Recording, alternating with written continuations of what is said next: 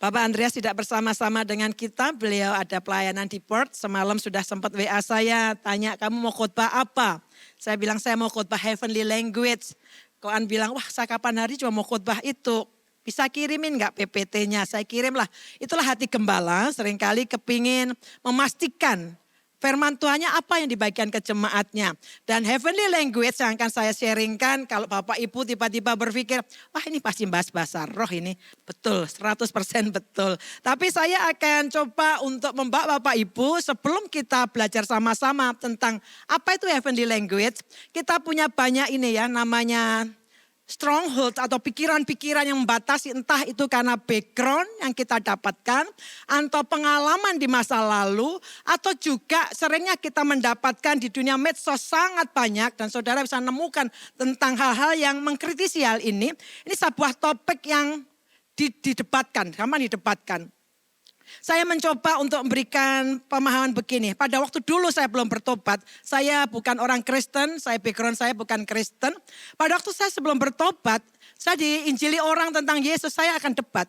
Saya bilang mana bisa, dia kan manusia. Dia kan salah satu nabi aja, karena apa kalian jadikan dia Tuhan. Mana bisa Allah itu beranak, itulah debat saya. Saya akan debat berbagai macam cara untuk mematahkan sebuah pemahaman bahwa Yesus Tuhan. Namun setelah saya terima Yesus Kristus, saya mendapat firman Tuhan pada waktu acara Natal dan mata saya tiba-tiba terbuka dan paham walaupun hari ini saya baru bisa ngerti pemahaman itu. Awalnya sederhana saja, pada waktu titik saya percaya pada Yesus, tidak susah bagi saya untuk mengatakan Yesus Tuhan. Empiris, pengalaman itu akan membuat saudara gak terbantahkan. Kalau bicara Roh Kudus, ada orang berangkat dari pengalaman yang salah. Saya dengarkan semalam itu sepanjang beberapa. Ada pengalaman-pengalaman yang salah. Ada gereja-gereja yang mengharuskan semua berbahasa roh. Sehingga ada orang yang supaya tidak ada tertekan. Dia mulai berbahasa-bahasa yang kayaknya berbahasa roh. Dan kemudian dari berangkat dari pemahaman itu dia mengeluarkan satu statement yang salah. Bapak Ibu, hal yang sama ketika saya dulu belum kenal Kristus. Saya menolak siapa Yesus Tuhan. Saya tolak. Tapi waktu titik saya mengalami sendiri, saya nggak perlu diajar banyak. Belum sekolah Alkitab pada waktu itu, tapi saya bisa dengan mudah mengatakan Yesus Tuhan. Pengalaman, kekristenan bukan sekedar knowledge, bukan hanya pengetahuan. Tapi kekristenan itu sesuatu yang Bapak Ibu alami. Satu kali saya jumpa dengan salah satu jemaat, dia sering dulu ibadah di sini, dan suka saya sapa. Ternyata dia seorang mahasiswa teologi ambil MTH di sebuah universitas teologi STT yang menolak tentang bahasa roh. Satu kali saya tanya dia, karena menurut saya penasaran nih orang sekolah Alkitab S2 di sebuah STT yang menolak berbahasa roh. Tapi dia ada di ibadah ini dan dia meyakini dan dia ngalami. Satu kali dia cerita begini, ini cerita yang saya ulang dari dia. Saya tanya gimana ceritanya? Gini loh Khalid, saya kalau sekolah Alkitab semua sudah saya dengar. Tapi saya tuh punya perasaan begini Tuhan, saya mau ngalami sendiri apa itu baptisan Roh Kudus. Jadi di kamar saya, di sekolah Alkitab tempat saya bersekolah, di kamar itulah saya dijamah Tuhan dan saya dilawat oleh Tuhan dan saya dibaptis oleh Roh Kudus sendiri dan saya berbahasa roh. Empiris gak akan bisa dipatahkan, dia ngalami. Sehingga pada waktu dosennya ngajar tentang banyak hal, dia gak debat. Tapi dia bilang kamu boleh ngomong apa saja. Saya udah ngalami nih. Heavenly language saya akan ajak Bapak Ibu karena kisah ini diawali di kitab Kisah Para Rasul. Pasal kedua yang kita sebut Pentakosta. Yang kita sudah peringati beberapa hari yang lalu. What is Pentakos? Banyak orang berpikir Pentakosta itu aliran gereja Pantekosta. Gereja Pentakosta yang banyak nangis-nangis. Sebenarnya bukan itu. Arti Pentakos itu artinya apa sih? Ke-50. Sesimpel itu artinya. Jadi kalau saya ngomong Pentakos, jangan dibayangkan, wah itu yang teriak-teriak ya. Yang histeris-histeris ya. Yang bahasanya gak karu-karuan itu ya. Bukan. Arti Pentakos itu artinya ke-50. Dan saya akan bawa Bapak Ibu kepada pemahaman yang dipahami di Perjanjian Lama. Karena pemahaman arti Pentakos itu memperingati apa di Perjanjian Lama. Dan Pentakosta di Perjanjian Baru itu dua hal yang berbeda. Sehingga pada waktu Bapak Ibu nanti baca Alkitab, katakan Kisah Para Rasul 2, para murid pada waktu hari Pentakosta. Itu Pentakosta yang mana? Nah, saya akan coba bawa ke sini. Pentakosta dalam Perjanjian Lama itu memperingati hari yang ke-50 setelah orang Israel keluar dari Mesir. Makanya disebut Passover atau Paskah, Pesahnya orang Mesir, orang Israel dalam Perjanjian Lama. Ditunjukkan pada waktu mereka naruh tanda darah di ambang pintu. Karena hari itu yang sulung semua dibunuh. Tapi kalau rumah-rumah ada tanda darah, malaikat maut lewat. Mereka harus membuat roti tak beragi dan dimakan dengan buru-buru. Mereka keluar. Pada waktu titik detik di mana mereka dilepaskan dari Mesir. Hari yang ke-50-nya itu disebut Pentakos. Dihitung dari zaman pada waktu mereka keluar dari Mesir. Dan Pentakosta dalam Perjanjian Lama diperingati tentang turunnya 10 perintah Allah. Ya, jadi Bapak Ibu paling tidak kita paham, oh itu toh minimal lah kita orang Kristen kalau ditanya oleh orang kita sedikit bisa menjelaskan. Pentakosta dalam Perjanjian Baru diperingati sebagai hari yang ke-50 setelah Yesus bangkit. Yesus bangkit. Kemudian 40 hari menampakkan diri, jangan juga Bapak Ibu berkata begini, tuh lihat kan Yesus saja menampakkan di 40 hari, berarti roh gentayangan ada. Enggak ada, nanti saya bahas sendiri, kalau mau tertarik menjawab pertanyaan itu saya akan jawab sendiri. Karena materi saya nanti khotbahnya enggak selesai, akan menyimpang kemana-mana. 40 hari kemudian Tuhan Yesus berkata, tunggulah di Yerusalem sampai kamu diperlengkapi kuasa yang maha tinggi. Kita tahu jumlah harinya, karena membaca Alkitab, para murid enggak tahu, karena suruh nunggu saja. Dan Tuhan tuh enggak random. Kalau Bapak Ibu baca Alkitab, enggak random, enggak asal aja dibuat begitu. Kenapa harus nunggu hari ke-50? Tuhan tuh enggak random, kenapa diadakan pada waktu pas Pentakostanya orang-orang Israel? Enggak random, nanti saya akan tunjukkan. Jadi hari ke-50-nya pada waktu Yesus bangkit dan kemudian diperingati sebagai pencurahan Roh Kudus atau hari lahirnya gereja. Dan saya mau tunjukkan sedikit aja perbedaannya. Pada waktu di Perjanjian Lama, pada waktu 10 perintah Allah diturunkan, ada angin yang kuat dan api, ada di Gunung Horeb, Gunung Sinai. Ada angin kuat, ada api. Hukum ditulis di loh batu. Kalau di Perjanjian Baru memang ada angin bertiup kencang kata Alkitab. Dan dicatat ada lidah-lidah api di kepala mereka masing-masing. Hanya saja hukumnya tidak ditulis di batu. Hukum Allah ditulis di loh hati kita masing-masing. Bapak Ibu gak usah pasang lihat batu kita, tapi di loh hati kita masing-masing. Dan Taurat diberikan itu untuk mendakwa manusia terhadap dosa. Taurat itu begini Bapak Ibu ya. Kalau Bapak Ibu ditilang polisi, kan kita suka protes. Salah saya Bapak, kok tiba-tiba main tilang-tilang aja. Sesuatu dikatakan melanggar hukum berarti ada standar hukumnya kan.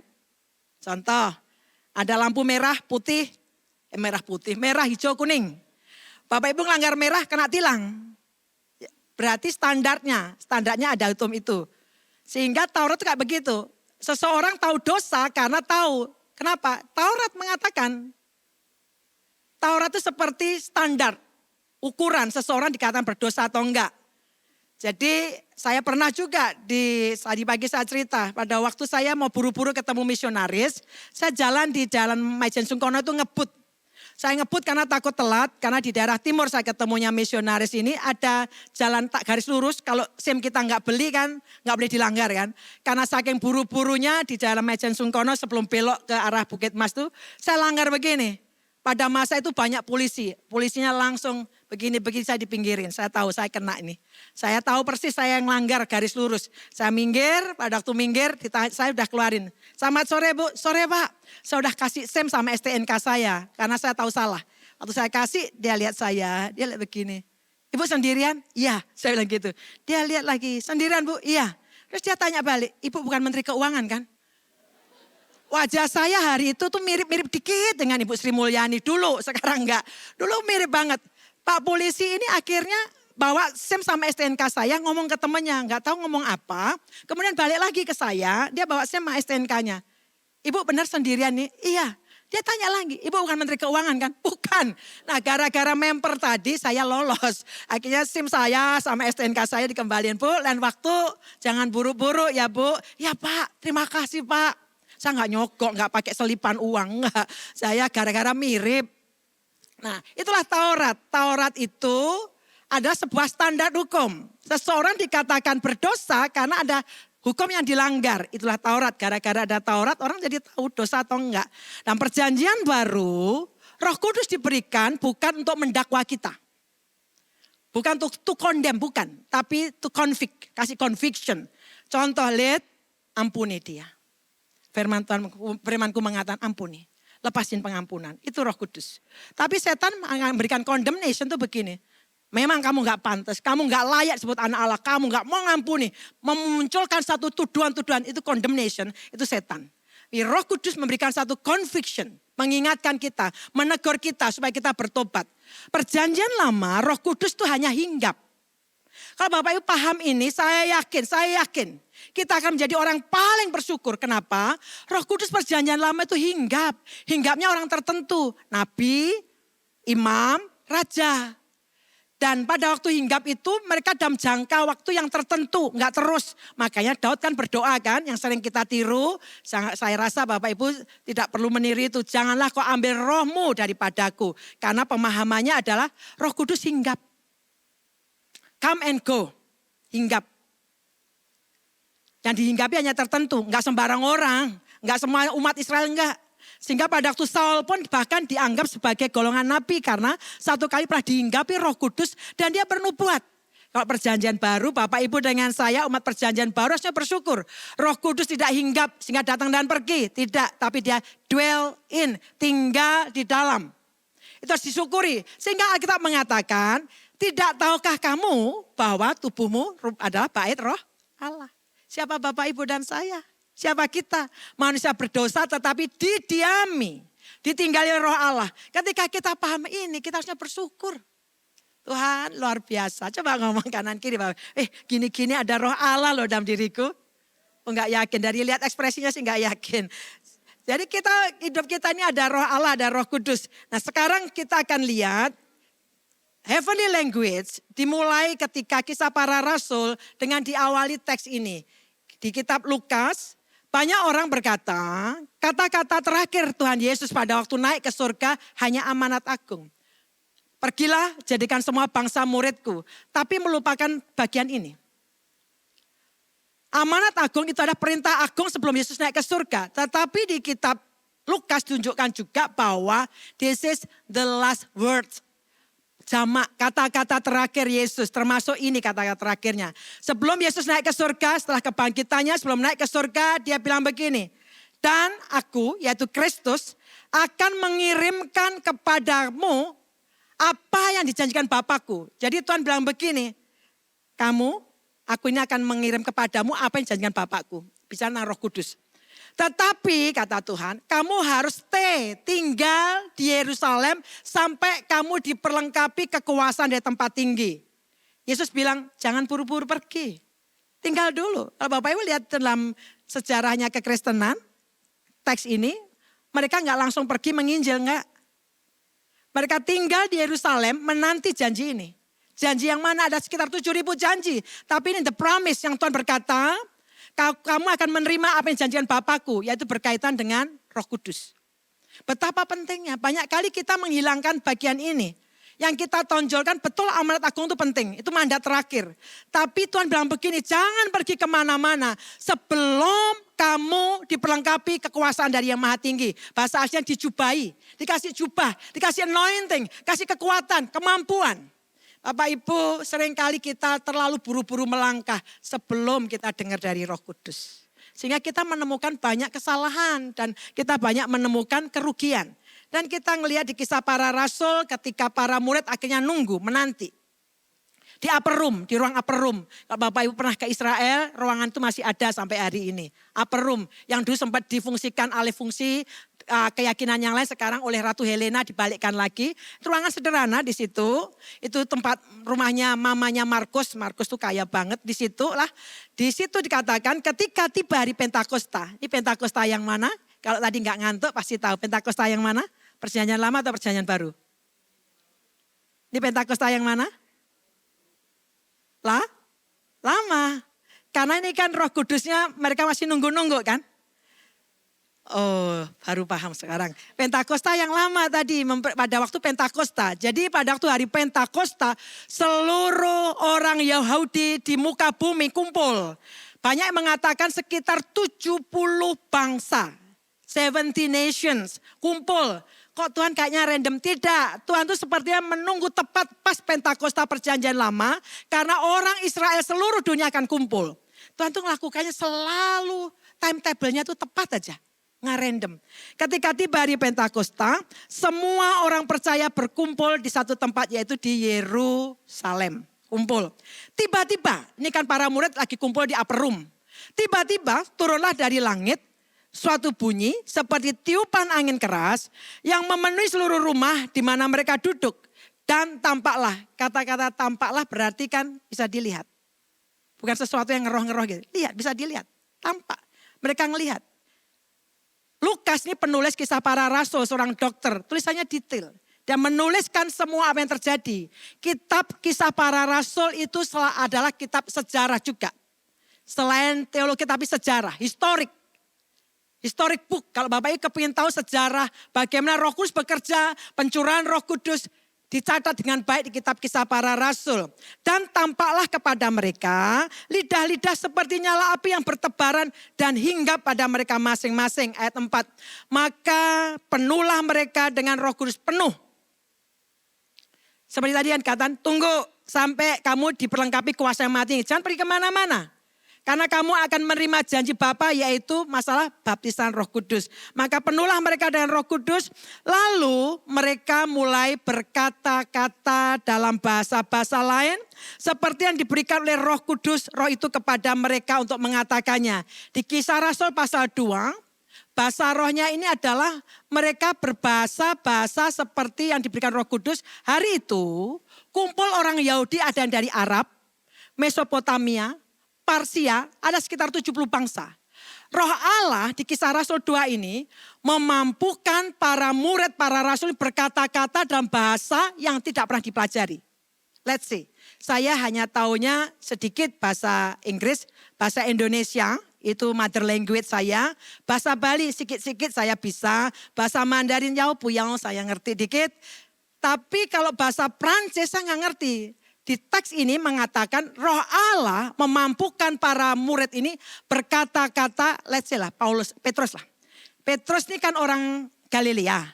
Bahasanya Hebrew, Yunani, sedikit Aram. Tiba-tiba saya nggak tahu bahasa apa yang dia pakai di sini.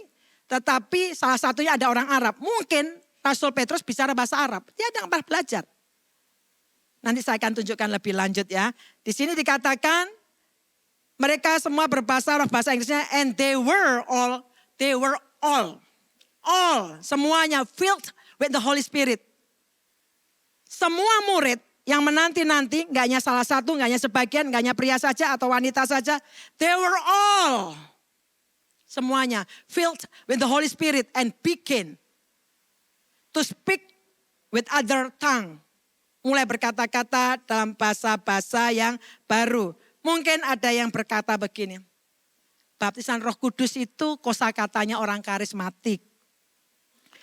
Baptisan Roh Kudus itu enggak biblical, unbiblical. Saya akan tunjukkan baptisan Roh Kudus itu biblical. Di bagian kitab Markus pasal 1 ayat yang ke-8 dikatakan begini. Yohanes bilang begini, bahkan dicatat di 4 Injil. Bapak Ibu bisa catat sendiri di Markus 1 ayat 8, Matius 3 ayat 11, Lukas 3 ayat 16, Yohanes 1 ayat 33, semuanya mencatat yang sama yang mengatakan begini. Aku yaitu Yohanes membaptis kamu dengan air. Tetapi ia yaitu menunjuk pada Kristus akan membaptis kamu dengan Roh Kudus. Jadi baptisan Roh Kudus itu bukan kosakatanya orang karismatik, bukan. Oh ini punyanya gereja tertentu, bukan. Itu terminologi yang dipakai oleh Kristus. Dikutip oleh Petrus pada waktu dia membaptis Cornelius, pada waktu dia khotbah, sementara khotbah tiba-tiba Roh Kudus membaptis orang-orang ini, Cornelius itu Gentiles, non-Yahudi, berbahasa roh. Dan Petrus mempertanggungjawabkan, pada waktu saya membaptis mereka, aku langsung teringat dengan perkataan Yesus di kitab Kisah Rasul. Bahwa aku akan membaptis kamu dengan Roh Kudus, itu terminologinya Tuhan Yesus. Semua kitab suci yang menganggap dirinya orang Kristen, kitab sucinya ada ini semua. Jadi bukan miliknya orang karismatik. Jadi kalau berkata baptisan Roh Kudus itu punya orang yang karismatik, saya akan tunjukkan teks ini. Yohanes yaitu manusia. Bapak Ibu dibaptis air oleh pendeta, oleh hamba Tuhan, oleh manusia. Baptisan Roh Kudus tidak, oleh Kristus sendiri karena itu janji Allah. Yohanes membaptis dengan air, tetapi aku atau ia akan membaptis kamu dengan Roh Kudus. Oke, ini kita terima. Tapi kemudian yang bertanya, bahasa roh itu bahasa dari setan. Bahasa roh itu unbiblical, enggak alkitabiah. Itu punyanya orang-orang itu loh yang aneh-aneh. Saya mau tunjukkan bahwa berbahasa roh itu scriptural. Sesuai dengan Alkitab. 1 Korintus 14 ayat kedua mengatakan begini. Jadi Bapak Ibu nanti saya tunjukkan kisah para rasul pasal 2. Roh Kudus memampukan para rasul berkata-kata dalam bahasa yang dimengerti oleh orang lain. Tapi tidak dimengerti oleh para rasul. Di Korintus ini membaca Korintus begini. 1 Korintus pasal 12 itu bicara karunia-karunia. Ada 9 karunia. Ada karunia iman, hikmat, marifat, ada karunia mujizat, ada karunia kesembuhan, ada 9 karunia aja. Sementara 1 Korintus 13 mengatakan begini, 1 Korintus 13 ayat 1. Percuma kamu bisa semua bahasa dan bahasa malaikat. Membaca Alkitab jangan dilihat negatif. Jadi membacanya begini, ini informasi. 1 Korintus 13 berkata begini, percuma kamu bisa berbagai macam bahasa dan ada bahasa malaikat, heavenly language, angelic language. Percuma kamu bisa begini kalau kamu nggak ada kasih. Percuma itu hanya gong yang gemerincing. Tapi teks itu tidak menentang berbahasa roh. Tapi dibilang percuma kamu bilang itu kalau nggak ada kasih. Dengan kata lain 1 Korintus 13 itu bicara tentang motivasi. Pada waktu kita menyampaikan karunia itu. Karena jemaat Korintus ini jemaat yang banyak dosanya. Dosa perzinanya ampun Bapak Ibu baca Korintus. Luar biasa dosa perzinanya. Antara mertua sama mantu. Aduh dosanya gak karu-karuan. Digantikan hubungan yang gak wajar. Ini dosanya banyak. Dosa perzinan Bapak Ibu bacalah Korintus. Namun juga jemaat Korintus jemaat yang penuh dengan karunia. Hanya saja jemaat ini suka pamer. Wah karunia mujizat. Wah karunia ini. Pamer. Jadi Rasul Paulus ini menunjukkan percuma kamu punya itu kalau motivasinya gak kasih. Karena karunia diberikan to edify the body of Christ. Untuk membangun tubuh Kristus. Sementara 1 Korintus 14 Bapak Ibu akan lain lagi lihat. 1 Korintus 12 bahas 9 karunia. 1 Korintus 14 bicara tentang apa? Administrasinya. Bagaimana cara memakai karunia. Di situ diucapkan 2. Karunia berbahasa roh dan nafsir. Jadi kalau kamu berbahasa roh, kata Alkitab, sebisa-bisa dalam pertemuan ibadah ada yang menafsir. Tapi saya akan tunjukkan, ada bahasa roh yang tidak perlu ditafsir, yaitu apa nih saya akan tunjukkan. Mau belajar sama-sama ya, saya sendiri diberkati dengan mempersiapkan ini. Berbahasa roh itu skriptural. Siapa yang berkata-kata dengan bahasa roh, tidak berkata-kata pada manusia, tetapi kepada Allah. Sebab tidak ada seorang pun yang mengerti bahasanya. Oleh roh ia mengucapkan hal-hal yang rahasia. Misterius. Misteri. Jadi saya mempercayai Roh Kudus itu akan menyingkapkan, membukakan banyak hal yang kita tidak tahu. Karena berbahasa roh mengucapkan hal yang rahasia. Dan kemudian 1 Korintus 14 katakan begini. 1 Korintus 14 ini Rasul Paulus nih. Kan lagi banyak orang bingung kan. Berbahasa roh enggak usah gini bingung dan lain sebagainya. Paulus bilang begini. Sebab jika aku berdoa dengan bahasa roh. Maka rohkulah yang berdoa. Tapi akal budiku idle. Tidak terus bekerja. Unfruitful. Jadi ketika saya berdoa berbahasa roh. Roh saya yang berdoa. Akal budi bahasa yang saya pahami. Bahasa Indonesia, bahasa sedikit Inggris. Sedikit-sedikit tadi itu nggak berfungsi karena saya lagi berdoa bahasa roh. Rasul Paulus akhirnya memberikan satu konklusi begini. What is the conclusion then? Simpelnya aja lah. Kita kan suka bottom line kan. Langsung aja Bu, pondasinya apa? Oke. What is the conclusion then? Apa kesimpulannya? Jadi apakah harus aku buat kata Rasul Paulus? Aku akan berdoa dengan rohku, tapi juga akan berdoa juga dengan akal budiku. Both. Dua-duanya. Makanya Rasul Paulus bilang begini. Aku bersyukur kepada Allah karena aku berbahasa roh lebih daripada kalian semua. Jadi Rasul Paulus bilang begini. Aku doa dengan rohku. Aku juga doa dengan akal budiku. Dan dikatakan aku juga akan menyanyi dan memuji dengan rohku. Jadi para worshiper ada namanya heavenly language yang kau keluarkan pada waktu memuji menyembah Tuhan. Dengan bahasa-bahasa yang kita nggak pahami. Tapi juga ada waktunya memuji dengan akal budiku. Kalau coba tim TWL-nya tadi nyanyi dari awal sampai akhir bahasa roh semua. Nggak ada bahasa yang kita pahami. Artinya kita mengatakan, kata Paulus, ini yang kesimpulanku.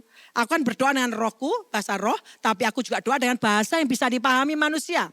Aku akan memuji dengan bahasa roh, tapi juga akan memuji dengan bahasa yang dipahami oleh manusia. Kemudian kita akan bertanya, kenapa harus berbahasa roh? Kalau nggak ngerti.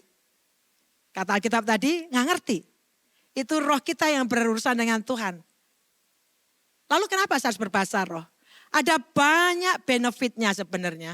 Hanya saja tidak mungkin dalam waktu pendek saya utarakan semuanya. Kita cukup melihat 4 saja tentang why we should speak in tongue.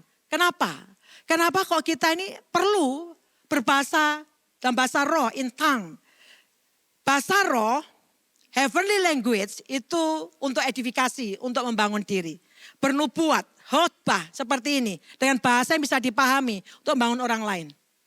Saya membangun banyak orang lain, artinya saya melayani, saya kalau di weekdays di Surabaya, nggak kurang-kurang hampir setiap hari harus konseling orang dan sebagainya. Kalau saya nggak tahu cara saya mengisi diri saya, drain saya, kosong, kering pasti, kering. Apa yang saya mau bagiin?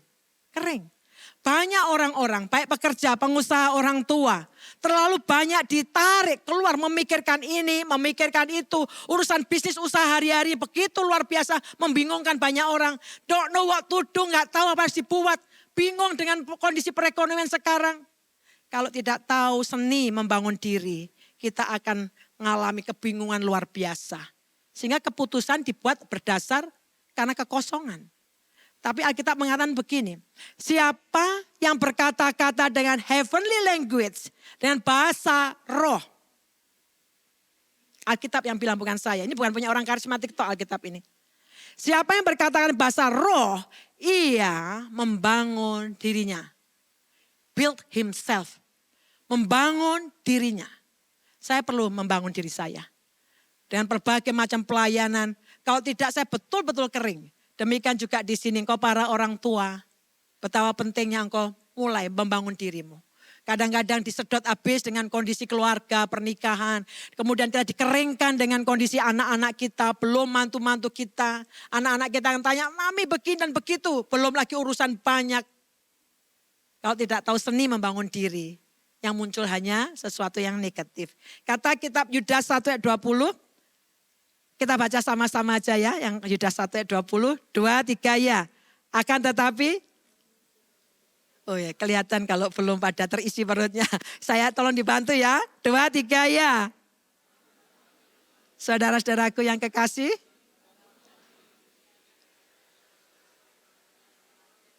Dan berdoalah dalam Roh Kudus. Saya minta bantuan Bapak Ibu jangan pelit-pelit bersuara.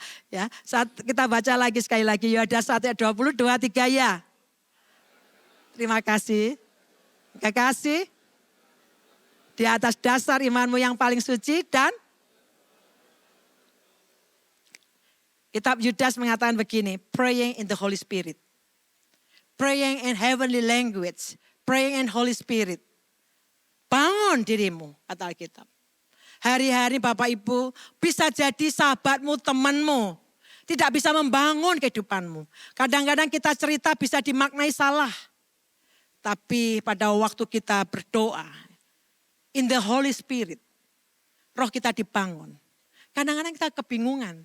Saya menghadapi berbagai masalahnya kan bukan menghadapi jemaat saja. Kadang-kadang harus menghadapi anak-anak. Saya ngalamin banyak kadang-kadang anak-anak begini dan begitu. Pada waktu sakit dan sebagainya saya berdoa, berbahasa roh. Saya sering berbahasa roh. Saya nyetir tadi ke gereja saya bahasa roh. Berbahasa roh kan tidak harus tutup mata kan. Nubruk nanti. Bahasa roh, anytime. Itu kan bukan kerasukan. Kalau kerasukan Bapak Ibu gak bisa kendalikan. Karunia tunduk pada Nabi. Kapan saya berhenti, saya berhenti. Saya berbahasa roh. Kilemaha ini mekhoyar syaka. Ibu ngerti enggak? Tapi saya tahu saya sedang membangun diri saya. Yang kedua, tongue itu untuk pujian. Is for praise, untuk memuji Tuhan. Kisah Rasul 2:11. Baik orang Yahudi maupun penganut agama Yahudi, orang Kreta dan orang Arab. Jadi tadi kan kita baca di Kisah Rasul 2. Kumpullah orang-orang Yahudi, orang benar di bawah langit, kolong langit ini. Kumpul semua ke Yerusalem. Untuk merayakan Pentakosta, yaitu turunnya 10 perintah Allah. Pada waktu itu juga terjadilah Pentakosta yang kita maknai sekarang, pencurahan Roh Kudus. Dan pada waktu mereka dipenuhi Roh Kudus, para rasul, para murid tadi berbahasa-bahasa dan bahasa yang diberikan oleh Roh Kudus. Bisa jadi Petrus ngomong bahasa Arab, bisa jadi Yohanes bahasa Kreta, bisa jadi si Yakobus pakai bahasa Mesopotamia. Saya nggak tahu.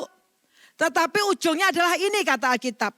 Baik orang Yahudi maupun penganut agama Yahudi, orang Kreta dan orang Arab, kita, yaitu mereka ngomong nih, kita mendengar mereka yaitu para rasul, berkata-kata dalam bahasa kita sendiri tentang perbuatan-perbuatan besar yang dilakukan oleh Allah.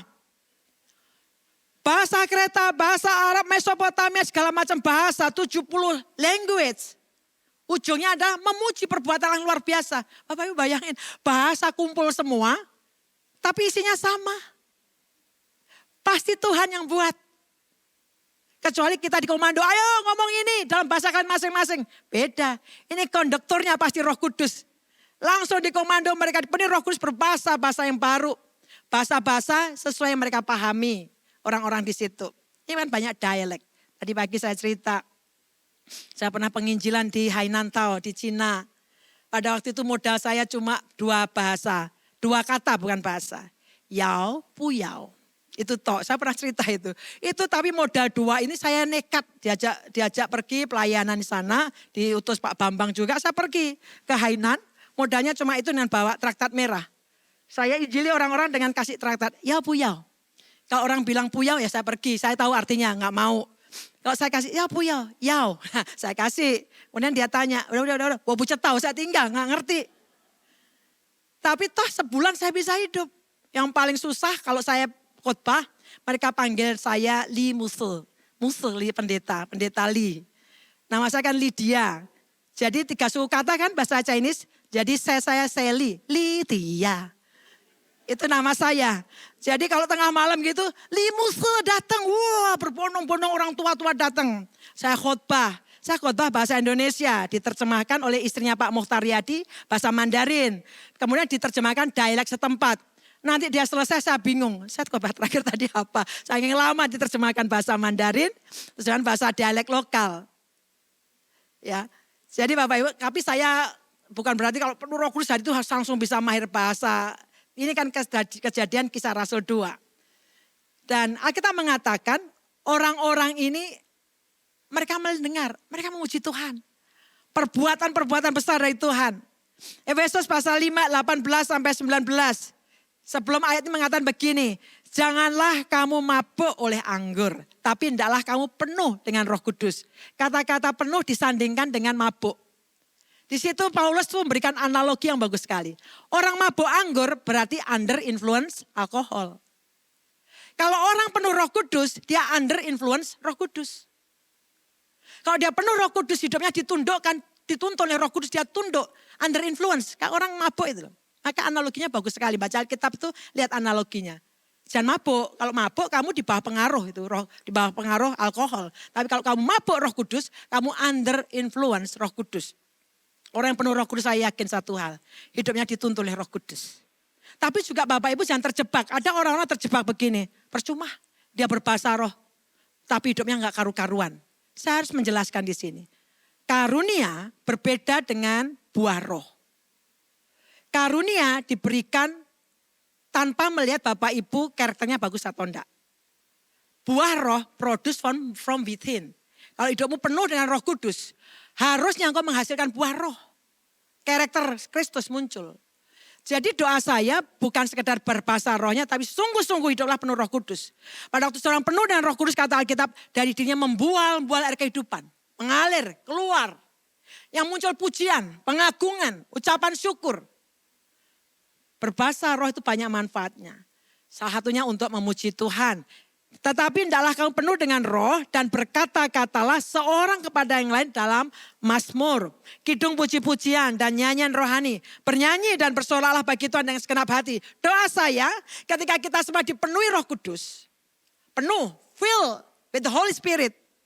Itu yang namanya, kata Alkitab, kamu akan terima kuasa kalau Roh Kudus turun ke atas kamu. Ada dunamos, kuasa, ledakan. Tidak peduli personality kita apa ya, tapi saya mempercayai orang yang penuh Roh Kudus. Itu seperti ada nyala api. Keluar kata-kata yang membangun orang lain. Amin. Yang kedua, yang ketiga. Saya segera selesai, jangan khawatir. Tidak usah dilihat jamnya karena saya akan selesai.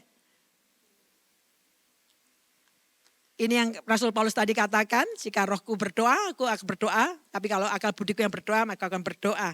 Yang ketiga, berbahasa roh itu, tongues is for intercession. Untuk syafaat. Roma 8:26 yang sering kita baca, saya akan baca untuk Bapak Ibu. Demikian juga roh, huruf R-nya besar. Roh membantu kita dalam kelemahan kita, sebab kita tidak tahu, Bapak dan Ibu. Hari-hari banyak kita nggak tahu. Menentukan bisnis ini mau jalan, berhenti, atau buka yang baru. Pasanganku yang mana, itu kita banyak ngalami yang namanya jalan buntu. Let's say lah, ambillah contoh yang paling gampang, anak saya kena kanker yang dulu. Saya nggak ngerti doanya itu harus doa. Minta mujizat, saya percaya mujizat. Doa minta biaya kemoterapi, terjadi mujizat. Atau doa penyerahan, Tuhan aku serahkan Ariel, kalau Tuhan memang harus memanggil dia mati, yang mana saya harus berdoa? Don't know. Duduk di sini Bapak Ibu bisa jadi kita menghadapi yang namanya tembok-tembok jalan buntu, urusan bisnis, urusan keluarga. Ada keputusan-keputusan yang penting. Tapi kita lupa. Ada roh Allah yang kan begini. Demikian juga roh, yaitu Roh Kudus, membantu kita dalam kelemahan kita. Sebab kita tidak tahu bagaimana sebenarnya harus berdoa. Kita bingung ini doanya sesuai kehendak Allah enggak sih? Katanya hanya doa sesuai kehendak Allah ini jawab. Kita nggak tahu. Saya walaupun ngerti secara teologi ya, lebih banyak saya nggak taunya kalau saya berdoa ketika kondisi kejepit. Ditanya orang, saya nggak maha tahu, saya nggak tahu. Kenapa ya kali ini? Saya juga nggak tahu. Kalau saya nggak tahu, saya nggak tahu. Kadang-kadang saya minta hikmat Tuhan, Tuhan kasih saya pewahyuan. Kadang saya bawa sampai tidur, sampai mimpi. Tapi seringkali saya nggak tahu. Seringkali nggak tahu. Karena memang kita bukan Allah, hanya Allah yang maha tahu. Contoh ya. Satu kali adik ipar saya datangi saya. Kak Lid, suaminya hilang. Bukan hilang di gondol wewe gombel, enggak hilang, minggat. Ini adik saya laki itu minggatan. Minggat dia tanya saya. Terus saya jawab, saya bukan Tuhan maha tahu. Jadi enggak tahu minggatnya kemana. Tapi kita datang ke Allah yang maha tahu ya. Oke, saya damping kamu doa puasa seminggu. Kamu puasa, kita doa, berbahasa roh, kita minta sama Tuhan. Dia maha tahu, dia tahu kemana dia pergi. Doa Bapak Ibu. Oh, saya nggak tahu. Walaupun saya banyak bergerak di karunia penglihatan. Oh di sana, enggak gitu juga. Nggak lihat. Singkat kata, satu hari dia balik, pulang ke rumah. Pulang. Terus saya tanya, waktu pulang dia bilang gini, Kak, satu malam tuh saya mau bunuh diri. Udah pokoknya hidup saya udah gak karu-karuan deh. Saya mau bunuh diri, dia mau nenggak overdosis obat. Tapi tiba-tiba pikirannya tuh kebuka. Oh iya ya, ada istri, ada anak. Malam-malam dia gedor-gedor pintu pendeta satu gereja, minta dilayani. Saya yakin itu hasil doa. Kadang-kadang kita gak tahu cara berdoa. Gimana cara berdoa? Roh Kudus berkata begini firman Tuhan. Kita tidak tahu sebenarnya harus berdoa, tetapi roh sendiri. Coba baca pelan-pelan aja. Roh sendiri. Berdoa untuk kita, for you and for me. Untuk kita kepada Allah dengan keluhan-keluhan tidak terucapkan. Bapak Ibu, pendoa syafaat kita bukan pendeta yang terkenal luar biasa. Tapi Holy Spirit. Luar biasa di sini. Masa Bapak Ibu gak bilang amin, haleluya, saya aja mengaminkan. Masa gak senang pendoa syafaat kita? Wih, kiraan kita doakan pendeta terkenal. Wah, terima kasih, kamsyah. Ini yang mendoakan Holy Spirit. Allah sendiri. Yang kita berkata begini. Tapi roh sendiri berdoa for you and for me. Dengan keluhan-keluhan yang tidak terucapkan. The Spirit himself katanya. Make intercession for us with groanings. Dengan keluhan-keluhan tidak terucapkan. Luar biasa. Amin. Katakan amin. Luar biasa. Roh Allah, Roh Kudus. Pendoa syafaat kita. Dan keluhan-keluhan tidak terucapkan. Sering kali saya akan duduk berlutut. Berbahasa roh. Saya nggak ngerti gimana doa saya ini sesuai kehendak Allah atau tidak. Nangis saya. Doa. Roh Kudus tadi bersyafaat kepada Allah. Pasti kalau Roh Kudus berdoa karena dia Allah sendiri. Pasti sesuai kehendak Allah. Bapak Ibu kita diberi fasilitas luar biasa. Tapi kenapa kita nggak pakai? Kenapa kita perlu berbahasa roh? Ini salah satu manfaatnya. Dan yang terakhir saya undang main musik maju ke depan. Tongues is for spiritual warfare. Saya sering harus bergerak di area ini. Dan seringkali saya harus menghadapi pekerjaan roh yang tidak kasat mata. Kalau ada kelihatan begitu kan gampang ngadepinya. Yang saya hadapi kan seringkali Pak Alkitab berkata peperanganmu bukan melawan darah dan daging. Tapi melawan pemerintah di sini, pemerintah di udara, penguasa di udara. Saya banyak berurusan dengan area ini yang seringkali saya tidak tahu. Tapi saya punya Allah yang maha tahu. Dan seringkali ngasih warning. Ngasih dulu lebih dahulu. Seringkali kadang-kadang anak-anak lagi mendoakan jodohnya. Roh Kudus kasih terus informasi. Didoakan kata Alkitab bilang begini. Sebab itu ambillah seluruh perlengkapan senjata Allah. Supaya kamu dapat mengadakan perlawanan pada hari yang jahat itu. Dan tetap berdiri. Tetap berdiri. Doa saya Bapak Ibu yang menghadapi banyak peperangan rohani. Peperangan rohani tidak harus dengan setan yang kelihatan. Rumah tanggamu diserang. Kesehatanmu diserang. Bisnismu diserang. Anak-anakmu diserang.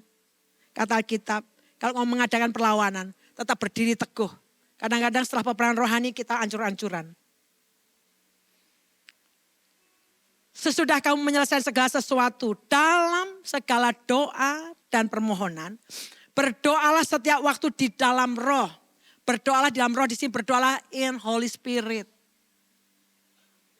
Dan berjaga-jaga dalam doamu itu dengan permohonan yang tak putus-putusnya untuk segala orang kudus. Saya ada satu khotbah tentang bagaimana orang-orang seringkali dibangunkan di jam-jam tertentu. Saya sebutnya pivotal time, crucial time. Jam 1 sampai jam 5 pagi seringkali bangun sekitar itu. Dan orang tidak tahu, biasanya mengencourage. Kalau bangun jam-jam segitu, berlutut segera doa. Ada orang yang membutuhkan doamu, mungkin keluargamu, mungkin dirimu sendiri. Tuhan sedang membangunkan. Ingat kisahnya Samuel kecil kan? Dia pikir Imam Eli yang panggil. Sampai diajari, nanti kalau kamu dengar ngomong reply. Ya Tuhan, hambamu mendengar. Kalau engkau sering bangun, jam-jam segitu doa. Dan saya tutup dengan bagian ini. Kalau Bapak Ibu rindu, engkau Kristen sudah lama. Tapi engkau gak percaya. Kaum sensasionis itu mengatakan karunia-karunia dan bahasa roh berhenti sejak para rasul meninggal. Itu kaum sensasionis. Tapi kita mempercayai. Dia bergerak sampai hari ini. Hari-hari kalau saudara lihat. Bagaimana kegerakan roh Allah bekerja luar biasa. Jangan sampai tertinggal. Itu fasilitas yang diberikan oleh Allah. Aku tidak jadikan kamu yatim piatu. Tapi memberikan roh penghibur. Kalau Bapak Ibu rindu mengalami baptisan Roh Kudus. Yang pertama bertobat dari segala dosa. Jadikan Yesus Tuhanmu. Terima dia secara pribadi. Bukan sekedar beragama Kristen. Tapi born again, lahir baru. Terima Yesus Kristus sebagai Tuhan. Juru selamat secara pribadi. Kedua, minta. Kalau hatimu haus, baiklah orang datang kepadaku dan minum daripadaku. Maka dari dirinya akan membual kehidupan. Minta. Bu nanti yang datang roh kuda gimana? Enggak mungkin. Allah jauh lebih berkuasa. Iblis pun gak ada bandingannya dengan Tuhan. Nanti yang masuk roh-roh yang lain bu, nggak mungkin. Kok bisa jamin? Allah menjamin. Lukas pasal 11-13 Allah menjamin. Bapakmu dunia saja tahu memberi yang baik. Anaknya minta roti akan diberi roti, tidak diberi batu. Apalagi bapakmu di surga. Dia akan memberikan Roh Kudus kalau kamu minta Roh Kudus kepadanya. Allah yang menjamin, bukan saya yang menjamin. Karena saya tidak membaptis dengan Roh Kudus. Saya membaptis dengan air. Tapi Kristus yang membaptis engkau dengan Roh Kudus. Minta. Yang ketiga, terima dengan iman. Gimana bu maksudnya? Ya seperti Bapak Ibu saya tanya, sudah yakin diselamatkan? Yakin, kok yakin? Iman. Kau minta Roh Kudus, detik kau minta Roh Kudus, yakinlah kau menerima Roh Kudus. Dan juga mulai, kata Alkitab membual. Membual itu meluap, mengalir. Engkau gak sanggup menahannya. Izinkan engkau mulai bertindak. Seperti Kisah Rasul pasal 2. Penuhlah mereka dengan Roh Kudus dan mereka mulai berkata-kata. Yang berkata-kata siapa? Mereka. Saya, Bapak Ibu. Buka mulut. Ngomong apa Bu? Ini bukan kursus bahasa. Jadi saya gak bisa ngajarin. Tapi seperti bunyi air mungkin bisa jadi. Berkata-katalah, buka mulut. Saudara harus buka mulut. Gak bisa saudara biarin. Kalau dia Roh Kudus, dia akan membuat lidahku bergerak-gerak sendiri. Bukan begitu saudara. Penuhlah Roh Kudus mereka mulai berkata-kata. Ngomong apa? Selain bahasa yang kau pahami. Selain bahasa yang kau pahami. Heavenly language. Amin. Datang pada Tuhan pada pagi hari. Engkau pernah ngalami baptisan Roh Kudus. Tapi hari-hari ini engkau gak pernah kobarkan. Doa saya seperti nasihat Paulus pada Timotius. Stir up. Kobarkan kembali. Aduk lagi. Karunia-karunia ada padamu. Kobarkan kembali. Baptisan Roh Kudus sekali. Kepenuhan Roh Kudus berulang-ulang. Penuh senantiasa. Saya rindu hidup kita dipakai Tuhan. Keputusan-keputusan kita buat baik perusahaan dan apapun. Keputusan yang dituntun oleh Roh Allah. Penuh Roh Kudus under influence Holy Spirit.